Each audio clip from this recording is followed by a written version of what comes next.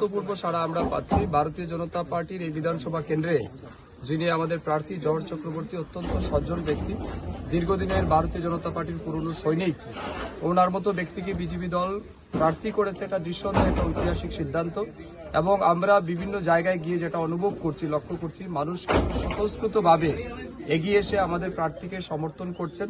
এবং আমরা বিশ্বাসী যে আগামী 9 এপ্রিল যখন নির্বাচন হবে, 4 এপ্রিল যখন তার ফল প্রকাশ হবে, আমাদের প্রার্থী এই বিধানসভা কেন্দ্র থেকে বিপুল ভোটের ব্যবধানে জিততে চলেছেন। এবং আমি এটাও আশাবাদী যে বিরোধী রাজনৈতিক দলের জামানত বাজেয়াপ্ত হবে। বিরোধীরা বলছে ত্রিপুরা উন্নত হয়েছে না 8 বছরে, এইভাবে কি করবেন? দেখুন, বিরোধীরা কি বলছে এটা আমাদের শুনে লাভ নেই, কারণ বিরোধীদের দায়িত্ব হচ্ছে বিরোধিতা করা। এটা তাদের নৈতিক অধিকার, ডেমোক্রেটিক রাইটস, এটা তারা করবে।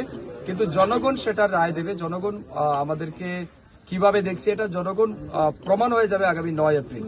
তো রাজ্যে বা জেলায় যেখানে যেখানে নির্বাচন হচ্ছে, সমস্ত জায়গাতেই ভারতীয় জনতা পার্টির জয় জয়কার হচ্ছে। দেশের বিভিন্ন জায়গায় যেখানে নির্বাচন হচ্ছে, বিজেপি দল বহু সংখ্যক বিপুল ভোটের ব্যবধানে জিতছে সমস্ত জায়গাতে।